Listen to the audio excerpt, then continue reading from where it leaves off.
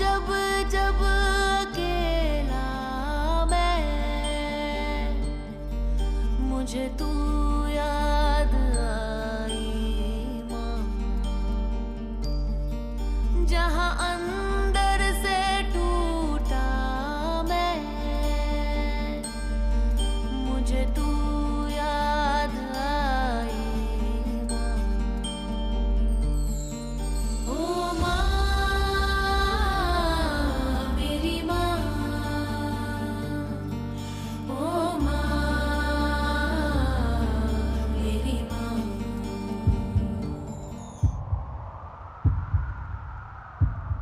माँ के चरणों में ईश्वर के।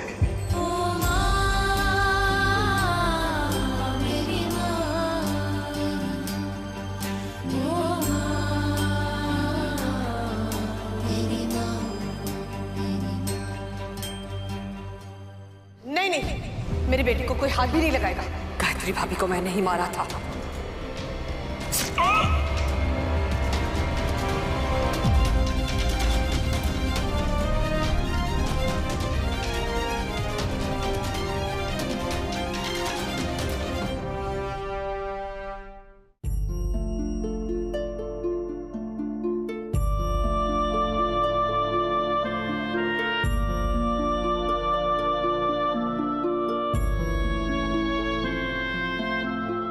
डॉक्टर शिव, खाना। कितना खुशी का माहौल है ना घर में, और साथ में माँ है ही नहीं। माँ तो घर की खुशियां देख ही नहीं पाई, बस टेंशन देखते देखते चली गई। बहुत मिस कर रहा हूं उन्हें, समझ में नहीं आ रहा है क्या करूं। हमारे पास ना एक आइडिया है जिससे शायद माँ की आत्मा को शांति मिल जाए, और अगर माँ की आत्मा को शांति मिल गई तो शायद आपके मन को भी शांति मिल जाएगी। क्या?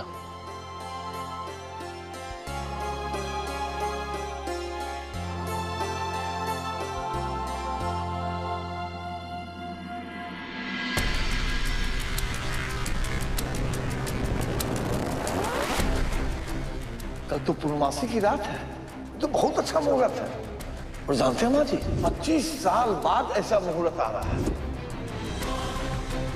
और उस दिन आसमान में चांद और सूरज एक साथ दिखेंगे। तब तक तुम्हारा पोता सुरक्षित है, लेकिन 25 साल बाद जिसे हमने सुलाया है वो 25 साल बाद जाग जाएगी। फिर हमारा कवच भी काम नहीं करेगा, टूट जाएगा। कुछ भी करो, अपने पोते को शिवपुर की रेखा के अंदर मत आने देना, वरना अनर्थ हो जाएगा।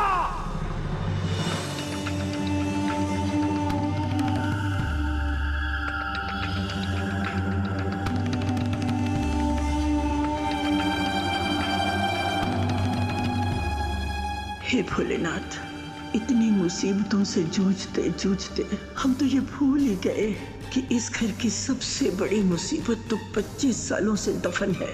पर अब उसके जागने का समय आ गया है। क्या करें, कैसे बचाएं इस घर को, अपने परिवार को, अपने शिव को।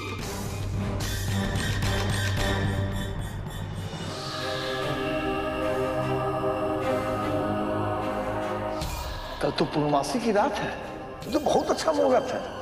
और जानते हैं माँ जी, 25 साल बाद ऐसा मुहूर्त आ रहा है।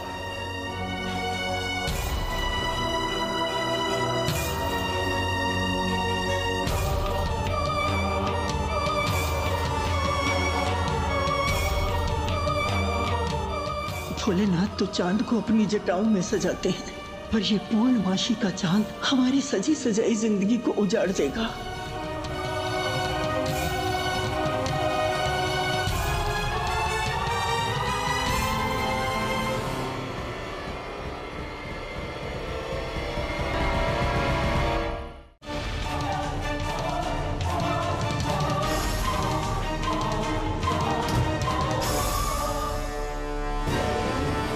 हे भोलेनाथ, अगर हमें कुछ हो गया तो बस ये डायरी से ही हाथों तक पहुंच जाए। इसी में सब कुछ बंद है, इस घर का अतीत, शिव से जुड़ा हर राज।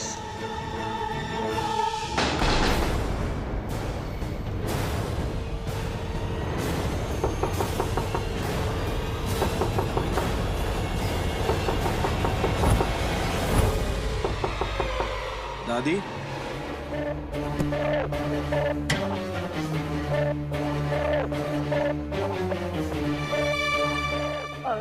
कौन है?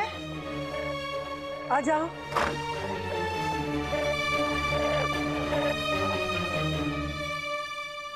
आप लोग? दादी क्या हुआ? आप ठीक तो है ना? हाँ, हम ठीक हैं। चाहो तो हमारी नब्ज देख लो और हमारा बीपी भी बिल्कुल नॉर्मल है। पर तुम दोनों इतनी रात गए हमारे कमरे में, क्या बात है? हाँ, सब ठीक तो है? दादी, डॉक्टर शिव ने आपसे कुछ कहना चाहते हैं।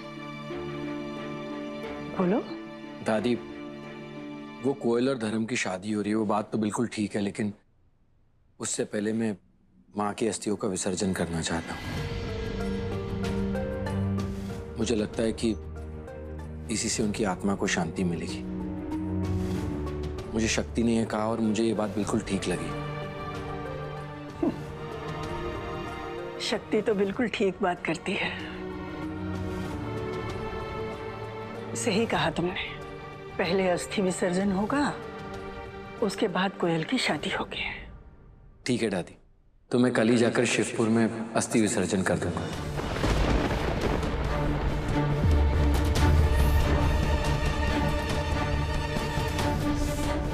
शिवपुर? हाँ दादी, गंगा घाट वाला शिवपुर। वो तो मेरा नैनीहाल भी है ना। और माँ की इच्छा थी कि उनकी अस्थि विसर्जन वहीं पर हो। कुछ भी करो, अपने पोते को शिवपुर की रेखा के अंदर मत आने देना, वरना अनर्थ हो जाएगा। नहीं, नहीं, तुम शिवपुर नहीं जाओगे। पर दादी, परवर कुछ नहीं, हमने कह दिया ना, तुम लोग शिवपुर नहीं जाओगे तो नहीं जाओगे। मगर दादी, वो घाट गंगा घाट पे विसर्जन करना है ना? घाट यहाँ पर भी है, बनारस में घाट है ना।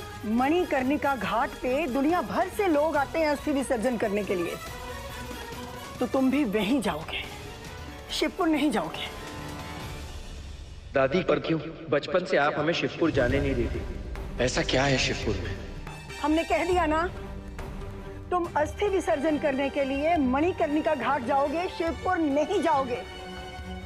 अब दादी, माँ की अस्थि विसर्जन करने के लिए हम मणिकर्णिका घाट ही जाएंगे, शिवपुर नहीं। ठीक है डॉक्टर शिव? ठीक है। चलिए। और हाँ दादी, शायद हम शादी की तैयारियों के लिए देर हो जाए, लेकिन आप लोग मत रुकिएगा। चाचा जी ने कहा है कि कल का दिन बहुत ही खास है, हमें ये मुहूर्त जाने नहीं देना चाहिए। ठीक है। आप अपना ख्याल रखिए।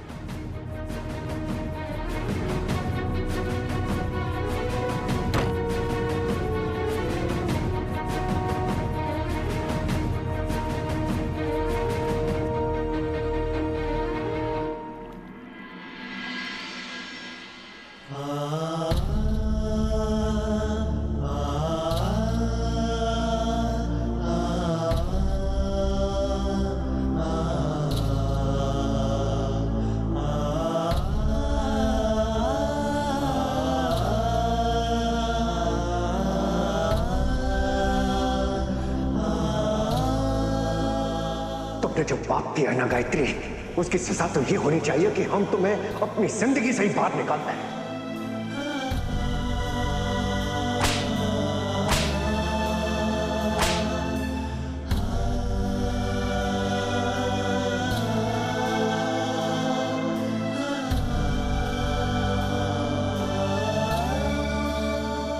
गायत्री, पता नहीं तुम कभी हमें माफ कर पाओगी या नहीं, पर हम खुद को कभी माफ नहीं कर पाएंगे, क्योंकि इस घर में कभी हमने तुम्हें वो जगह ही नहीं दी, वो सम्मान ही नहीं दिया जिसके तुम हकदार थी। लेकिन हम अपने भोलेनाथ से ये प्रार्थना करेंगे कि जीते जीते तुम खुश नहीं रह पाई, लेकिन इन अस्थियों के विसर्जन के बाद भोलेनाथ तुमको खुशी दे।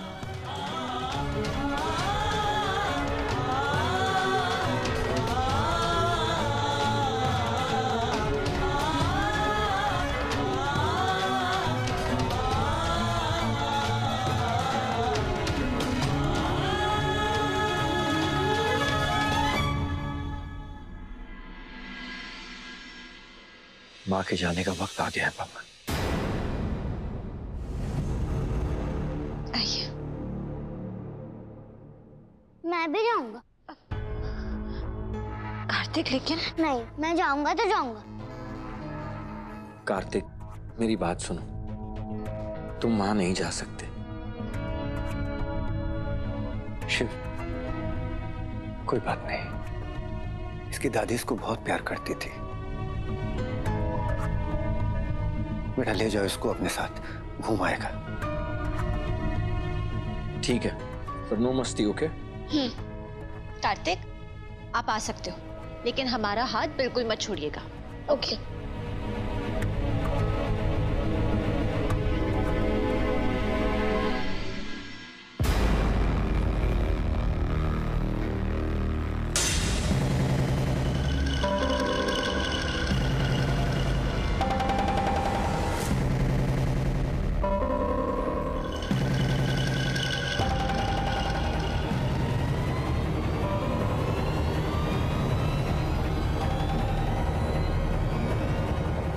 निकल जाओ यहां से।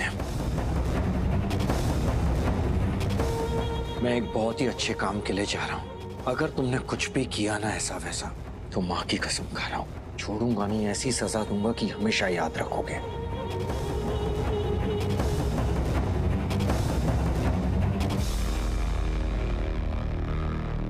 अच्छा, ऐसी बात है।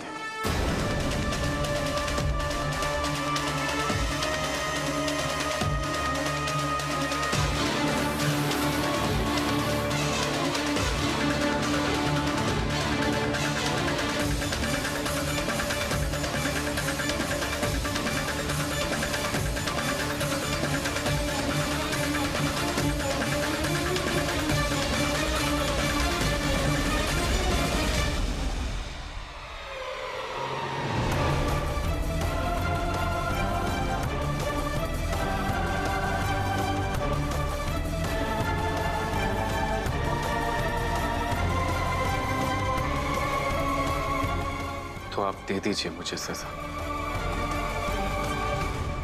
वैसे भी मैं इस घर में आज कोई कांड करने नहीं आया हूं, लेकिन ये बात सच है कि मैंने इस घर में बहुत कांड किए।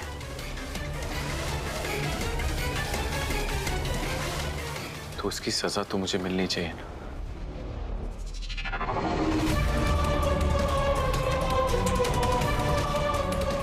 सिर्फ कीर्तन को ही नहीं, हमें भी सजा मिलनी चाहिए।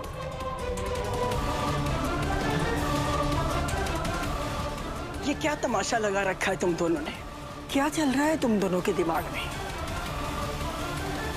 अम्मा, दादी, अम्मा चलना क्या है? 2 दिन घर से बाहर रह के हमारी अकल ठिकाने आ गई है।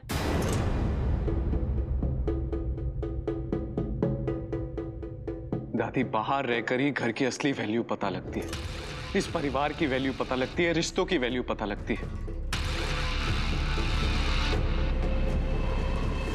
घर में हर वक्त, हर पल इतना सेफ फील होता है और बाहर हर पल खतरा मंडराता रहता है। प्लीज दादी, हमें इस सेफ जगह का हिस्सा बना लो, इस परिवार का हिस्सा बना लो। आपको जो सजा देनी है दे दीजिए दादी, लेकिन प्लीज प्लीज हमें जगह दे दो दादी। प्लीज एक मौका दे दीजिए।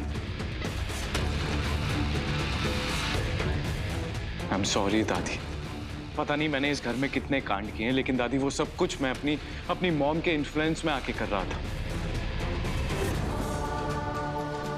लेकिन आज मैं अपनी अकल लगाकर माफी मांगने आया हूं।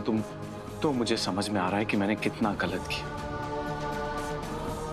दादी प्लीज, मुझे खुद पर घिन आ रही है दादी।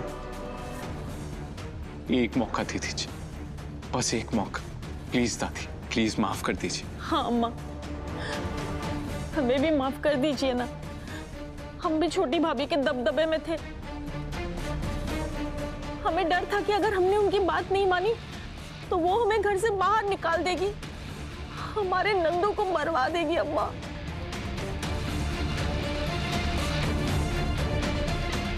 माफ कर दीजिए ना। पापा प्लीज एक मौका दे दीजिए। भैया, हम भी आप दोनों से माफी मांग रहे हैं। अपनी बहन को माफ नहीं करेंगे?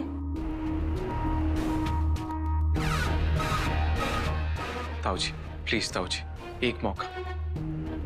तुम दोनों उससे माफी मांगो जिसके गुनहगार हो। अगर शिव ने तुम्हें माफ कर दिया तो समझो हमने भी माफ कर दिया। शक्ति, शक्ति हमको माफ कर दो। पद्मा, क्या कर रही हैं आप? प्लीज, आप उम्र में हमसे बड़ी हैं, हमारे पैर मत छूइए। शिव भैया, शिव भैया प्लीज मुझे एक मौका दे दीजिए, बस एक मौका। मुझे नहीं पता था कि मैं क्या कर रहा था। मैं बस वही कर रहा था जो मॉम मुझसे कह रही थी। और आज जब मुझे समझ आया है कि मैंने कितना गलत किया तो मुझे अपनी गलती का एहसास हो गया। प्लीज भैया एक मौका दे दीजिए, मुझे माफ कर दीजिए।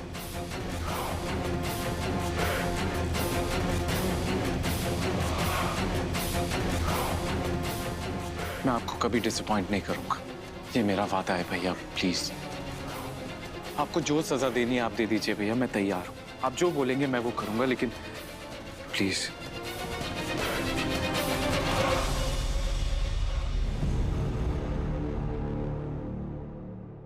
खड़े हो जाओ।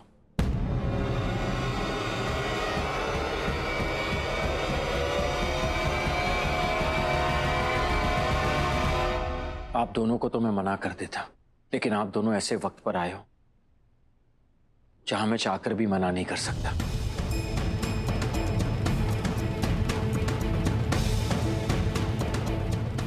आज माँ इस घर को हमेशा के लिए छोड़ के जा रही है।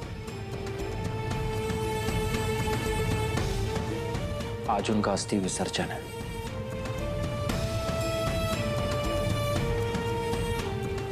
वो माँ जिसने मुझे दूसरों को एक मौका देना सिखाया, अ सेकेंड चांस। वो माँ जो हमेशा इस घर को, इस परिवार को जोड़ती रही या फिर कोशिश करती रही। इसीलिए मुझे उनके लिए कोशिश करनी चाहिए। आप दोनों इस घर में रह सकते हैं।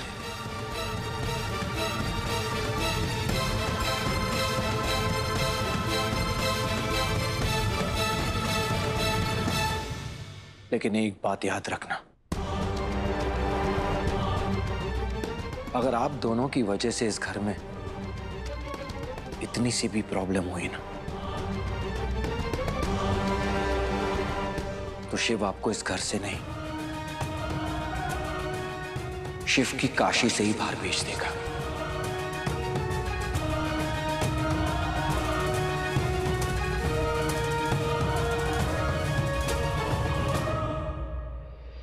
डोंट वरी भैया, ऐसी नौबत नहीं आएगी। Thank you so much. हम प्रॉमिस करते हैं शिव, आज के बाद हम जो करेंगे, जो सोचेंगे, सिर्फ इस घर के और इस परिवार के भलाई के लिए। पक्का? ठीक है।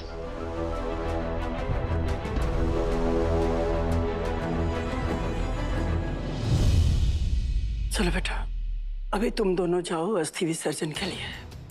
देर हो रही है, शादी की तैयारियां भी करनी है। लेकिन ध्यान रहे, मणिकर्णिका का घाट जाना है, कहीं और नहीं। ठीक है? जी दादी, याद है।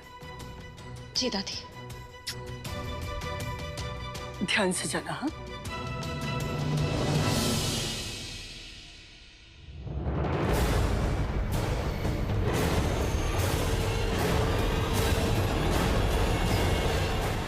कुछ भी करो, अपने पोते को शिवपुर की रेखा के अंदर मत आने देना।